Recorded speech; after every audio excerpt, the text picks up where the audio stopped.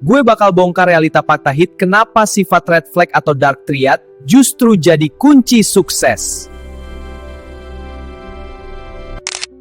Lo capek jadi orang baik tapi karir gitu-gitu aja. Sementara si manipulatif di circle lo malah dapat segalanya. Sini, gue kasih tahu rahasia gelapnya. Gue bakal bongkar realita pahit. Kenapa sifat red flag atau dark triad justru jadi kunci sukses di dunia yang kompetitif ini. Nah, kita nggak bicara soal jadi jahat ya, tapi soal efisiensi mental. Pernah nggak lo ngerasa dunia ini tuh gak adil? Lo kerja keras, jujur, dan sibuk jaga perasaan orang lain. Tapi posisi lo ya stagnan. Sementara itu, ada orang yang lo tahu sendiri licinnya kayak apa. Tukang klaim hasil kerja orang, jago manipulasi, malah naik jabatan atau dapat spotlight paling terang. Lucu kan? Di psikologi, fenomena ini namanya dark triad. Narsisme, Machiavellianisme, dan psikopati. Kedengarannya emang seram, tapi faktanya orang dengan dosis dark triad yang pas justru punya keunggulan kompetitif yang gak lo punya. Gak masuk akal. Mereka nggak punya rem moral yang bikin ragu buat ambil keputusan ekstrim. Mereka nggak terjebak drama gak enakan atau sampah people pleasing kayak lo. Jadi, video kali ini bukan buat ngajarin lo jadi penjahat ya, tapi buat buka mata lo soal gimana cara dunia yang keras ini bekerja. Kita bakal bedah anatomi mental para red flag ini. Kenapa otak mereka didesain buat menang, dan gimana lo bisa curi sisi efisien mereka buat upgrade value diri lo tanpa harus kehilangan nurani. Siapin mental lo, karena apa yang bakal gue bahas ini bakal bikin standar moral lo keguncang. Let's dive in. Gini nih kenyataan pahitnya. Dunia itu nggak seestetik feed Instagram lo, dan jelas nggak seindah dongeng Disney yang selalu menangin si orang baik. Di realita yang keras ini, dunia tuh nggak peduli seberapa tulus hati lo atau seberapa suci niat lo. Nah, dunia cuma peduli sama satu hal, hasil. Titik. Di psikologi, ada satu konsep yang bikin orang-orang red flag ini punya keunggulan kompetitif yang gak lo milikin. Namanya zero empathy gap. Bayangin gini deh, lo dan mereka lagi lomba lari menuju puncak kesuksesan. Sementara, lo lari sambil bawa tas carrier berat yang isinya batu-batu moral. Ada rasa nggak enakan, rasa kasihan, sampai takut nyakitin perasaan orang. Jadi, langkah lo bakal berat, lambat, dan penuh keraguan. Sedangkan mereka, para penganut dark triad ini lari tanpa beban. Mereka nggak punya hambatan moral yang bikin langkah mereka berat. Saat lo lagi sibuk overthinking dan nanya ke diri sendiri, kalau gue ambil peluang ini, nanti temen gue tersinggung nggak ya? Si red flag ini udah lari 10 langkah di depan lo buat sikat peluang itu tanpa kedip sedikit pun. Mereka tuh ngelihat interaksi manusia cuma kayak papan catur. Bagi mereka, empati itu cuma gangguan atau noise yang bikin pengambilan keputusan jadi nggak efisien. Ini yang gue sebut sebagai efisiensi yang kejam.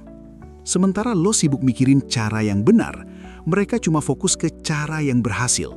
Mereka nggak punya rem mental yang namanya rasa bersalah.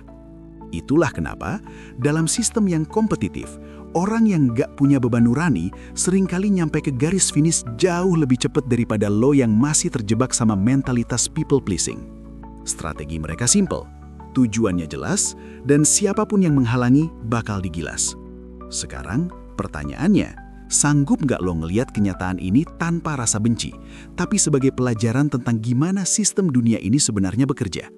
Nah, kita masuk ke poin pertama yang bikin orang-orang red flag ini bisa melesat. Strategic narcissism. Buang jauh-jauh deh tuh mentalitas diam itu emas atau biar hasil kerja yang bicara kalau urusannya soal kompetisi. Di dunia nyata, kalau lo diem, lo bakal tenggelam dan gak dianggap. Para narsisis itu paham satu rahasia gelap. Dunia nggak peduli seberapa keras lo kerja. Dunia cuma peduli sama apa yang mereka lihat. Secara psikologis, ini namanya impression management. Orang dengan trait narsistik itu master dalam mengelola persepsi orang lain.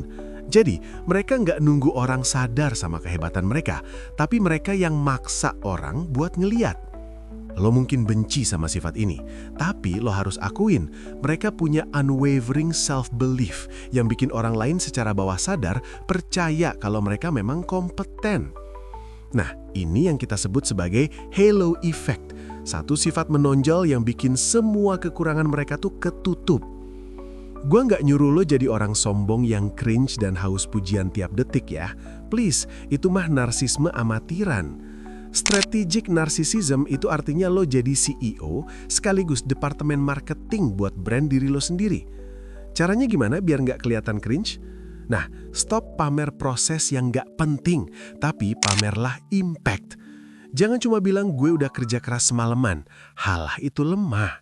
Tapi bilang, gue baru aja nemuin celah di sistem ini yang bisa bikin efisiensi kita naik 30%.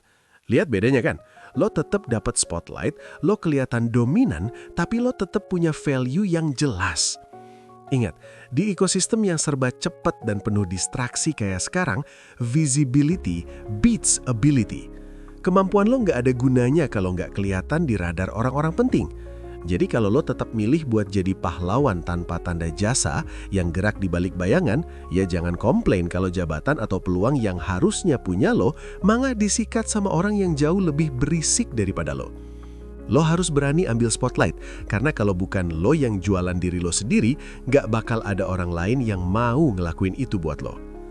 Oke, kedua, kita masuk ke taktik yang paling sering disalahpahami tapi paling efektif, Machiavellian thinking. Nah, kalau lo sering dengar istilah halalkan segala cara, ya itu akarnya. Tapi di sini gue pengen lo lihat dari sisi yang jauh lebih dingin dan kalkulatif, outcome oriented. Berhenti gerak pakai perasaan. Lo tahu nggak, orang-orang red flag yang sukses itu punya satu kesamaan. Mereka nggak pernah ngelakuin sesuatu tanpa tujuan. Tiap interaksi, tiap obrolan di kopi, bahkan tiap bantuan yang mereka kasih, itu semua ada harganya dan ada targetnya. Sementara lo masih terjebak di zona nggak enak. Penyakit terbesar lo sekarang adalah rasa nggak enak itu. Lo nggak enak mau nolak ajakan nongkrong nggak bermutu. Lo nggak enak mau nagih janji orang. Lo bahkan nggak enak buat bilang enggak pas dikasih kerjaan yang bukan tanggung jawab lo. Listen to me, rasa nggak enak itu adalah rantai yang bikin lo tetap di bawah. Di dunia nyata, nggak ada medali buat orang paling nggak enakan. Yang ada cuma dua pilihan, lo yang dimanfaatin atau lo yang memanfaatkan. Secara analitis, seorang Machiavellian ngelihat dunia kayak papan catur. Jadi lo harus mulai memetakan kepentingan di circle lo sekarang. Coba deh, lo lihat teman-teman lo. Siapa yang punya akses ke informasi, siapa yang punya koneksi ke orang powerful, dan siapa yang cuma jadi parasit yang kerjaannya cuma ngeluh dan ngabisin waktu berharga lo. Setiap langkah yang lo ambil harus efisien buat goal pribadi lo. Kalau sebuah interaksi nggak bawa lo selangkah lebih dekat ke mimpi lo, ya potong aja. Kedengarannya jahat? Ya mungkin. Tapi ini soal prioritas. Orang red flag itu sukses karena mereka sadar kalau waktu itu sangat terbatas dan mereka nggak mau bagi-bagi waktu itu buat orang yang nggak punya value di hidup mereka. Kalau lo nggak mulai memetakan kepentingan di sekitar lo dari sekarang, ya jangan kaget kalau lo cuma bakal jadi pion di papan catur orang lain. Lo harus jadi pemainnya, bukan cuma bidak yang bisa digerakin sesuka hati demi kepentingan orang lain. Nah, masuk ke poin ketiga. Bagian yang paling krusial, psychopathic resilience. Kedengarannya serem? Halah, santai. Gue nggak nyuruh lo jadi kriminal atau nggak punya empati sama sekali. Tapi dengerin gue, ada satu sifat dari spektrum psikopat yang bikin mereka menang telak dalam kompetisi hidup. Kemampuan buat tetap dingin dan nggak mempan diserang drama. Pernah nggak lo ngerasa down seharian cuma gara-gara satu komentar pedas di sosmed? Atau lo nggak berani resign dari kerjaan toksik cuma karena takut diomongin rekan kantor. Nah, disinilah orang-orang red flag itu unggul. Secara psikologis, mereka punya tingkat neuroticism yang rendah. Artinya, mereka nggak gampang cemas dan nggak gampang kemakan emosi negatif. Jadi, latih psychopathic resilience lo sekarang. Ini bukan soal jadi jahat, tapi soal punya filter mental yang super tebal. Fokus lo cuma satu, target. Kalau ada distraksi emosional, mau itu nyinyiran netizen atau drama kantor yang nggak mutu, lo harus berani bilang ke diri sendiri, ini nggak relevan sama misi gue. Orang-orang sukses yang lo anggap dingin itu sebenarnya cuma nggak mau bagi-bagi energi buat hal yang nggak ada value-nya. Kan buat mereka, emosi itu resource. Kalau emosi itu nggak ngebantu lo dapat apa yang lo mau, ya buat apa dipelihara? Mereka sadar, kalau mau naik kelas, lo butuh kulit yang tebal. Lo harus siap jadi antagonis di cerita orang lain, asalkan lo jadi protagonis di hidup lo sendiri. Cara latihnya? Simple tapi susah. Berhenti minta validasi. Belajarlah buat tetap gerak meskipun satu dunia nggak setuju sama lo. Jadi, faktanya semakin tinggi lo manjat, anginnya bakal makin kencang. Kalau mental lo lembek dan lo gampang baper sama omongan orang yang bahkan gak kenal siapa lo bakal jatuh sebelum sampai puncak. Jadi, pilih sekarang. Mau tetap jadi si anak baik yang jalan di tempat karena takut disenggol? Atau mulai bangun benteng mental dan fokus ke garis finish tanpa peduli gonggongan di pinggir jalan? Jadi, intinya apa? Nah, gue nggak nyuruh lo buat berubah jadi monster, psikopat, atau sosiopat yang ngerugiin orang lain demi kesenangan pribadi. Nggak gitu mainnya. Tapi lo harus sadar, di dunia yang penuh kompetisi ini, lo nggak bisa cuma ngandelin kebaikan yang naif, kan?